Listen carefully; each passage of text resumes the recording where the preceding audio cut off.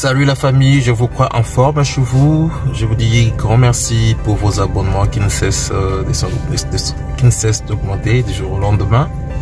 En tout cas, je suis très heureux, très heureux d'ailleurs. Donc aujourd'hui, si c'est votre première fois qui est passé sur cette chaîne Mr Fat TV, je vous invite donc à pouvoir vous y abonner, et que si cette vidéo là vous a plu, je vous invite tout de même à pouvoir nous laisser un petit pouce bleu.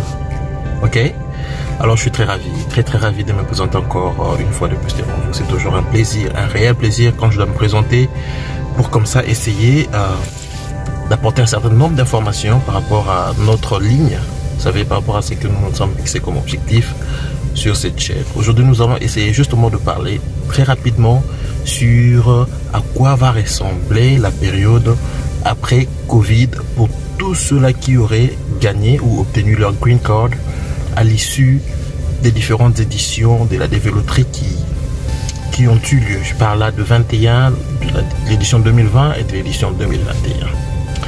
Donc ici, en ce moment, nous sommes en train de parler en termes de plus de 32 millions de personnes qui sont allées au chômage. C'est vrai qu'aujourd'hui, l'économie est en pleine relance, mais il ne faut pas oublier que c'est pas par plaisir que voilà, les États ont comme ça convenu à pouvoir relancer les différentes économies. Vous savez, c'est parce que justement, d'un point de vue économique, la situation financière ou économique des différents États était vraiment très alarmante. On a parlé des récessions parce qu'on a observé une baisse totale de l'activité économique dans différentes économies.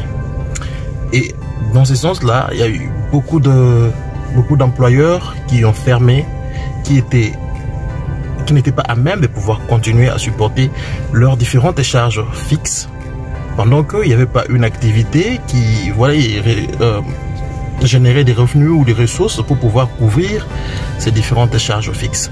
Ce qui a forcé un certain nombre d'entrepreneurs d'arrêter, et beaucoup sont allés en faillite. La bonne nouvelle, c'est que les États-Unis ont eu à accorder une sorte de, comment on appelle ça, une sorte de subvention, de subside à ces différentes petites et moyennes entreprises, entre guillemets, justement question de pouvoir le maintenir, de sorte à ce que lorsque pour supporter pour payer ou couvrir leurs charges fixes, je vais dire ici les loyers et tout ce qui va avec leurs équipements et consorts, et au moment de la relance, de sorte à ce qu'ils soient au point afin de pouvoir assister ou participer dans le soutien de l'action gouvernementale. Donc ici, généralement, on est en pleine relance en ce net moment, et il se pose un petit problème dans ce sens que il y a plus de 30 millions de personnes qui sont allées au chômage, et lorsque vous, les gens qui allez gagner la développerie, allez arriver sur le terrain, ou les gens qui ont déjà gagné la loterie et qui sont en attente de la réouverture des frontières pour pouvoir entrer sur les sols américains, il va se poser un problème, un petit problème. C'est vrai que les États-Unis constituent quand même, c'est une économie de plein emploi. Quand je parle de plein emploi, je vois une économie dont les taux de chômage avoisinent les 0%.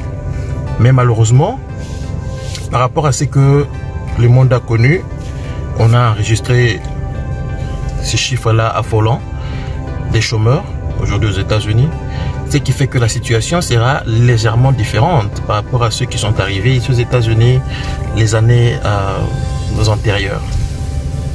Pourquoi je dis ça? Parce que déjà, dès que les offres seront lancées, on va favoriser la main-d'œuvre locale. Pourquoi est-ce que la main-d'œuvre locale sera favorisée?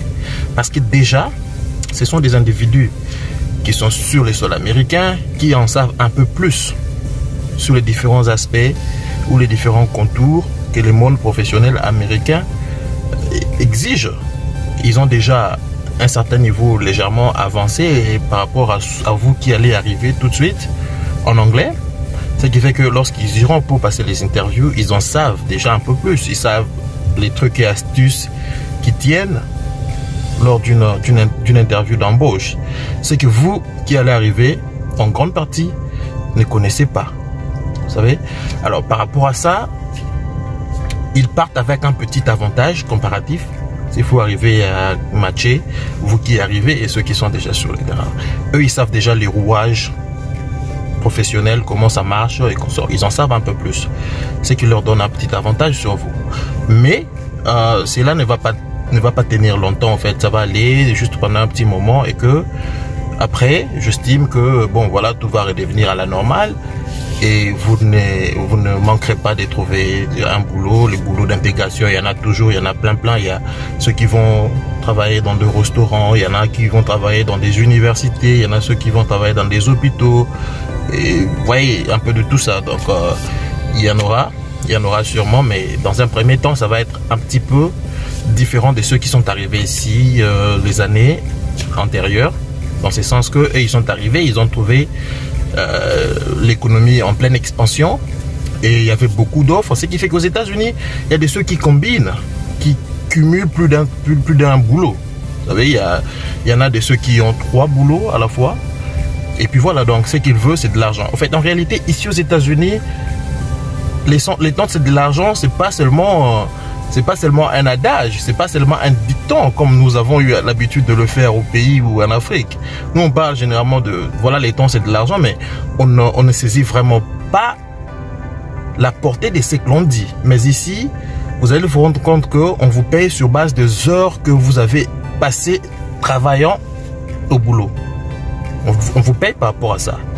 Et c'est comme ça que les gens, au lieu de prendre leur temps et l'hypothéquer en jouant peut-être aux jeux vidéo ou en faisant des choses qui ne vont pas vraiment leur apporter quelque chose, ils jugent bon de pouvoir capitaliser ces temps-là, aller travailler les overtime, hein, les heures supplémentaires pour pouvoir gagner un peu plus. Et puis quand tu travailles, tu prestes les heures supplémentaires ici, on te paye en journée normale, on te paye ce que tu gagnes plus la moitié de ce que tu gagnes de l'heure. Je vais m'expliquer. Si tu gagnes par exemple $10, si tu fais $10 par heure, on va te payer pour chacune d'heure que tu aurais travaillé au-delà de tes heures ordinaires de travail. On t'aurait payé 10 plus 5 par heure. Ce qui fait que tu vas gagner au lieu de 10, tu vas gagner 15 heures de l'heure. Alors quand tu travailles par exemple 10 heures ce jour-là, en heures supplémentaires, tu vas gagner $150 alors que d'habitude tu réalises $100 le jour, tu vois. Donc par rapport à tout ça, les gens en tout cas ils se disent bah écoutez, au lieu de passer mon temps justement à faire des choses qui ne vont pratiquement pas me rapporter grand chose, il vaudrait mieux aller trouver quelques places vides dans nos horaires de travail et essayer d'appliquer pour voilà, prester et gagner un peu plus que ce que je gagne d'habitude. Donc voilà à quoi ça va ressembler, mais je crois bien que ça sera que pour un petit moment. Mais en moyenne, ça c'est vraiment la moyenne. Les gens qui arrivent ici, au bout de 2 mois déjà, ils ont du travail. Mais bon, après la période du Covid, la situation ne sera plus comme auparavant. Ça, il faut s'y attendre.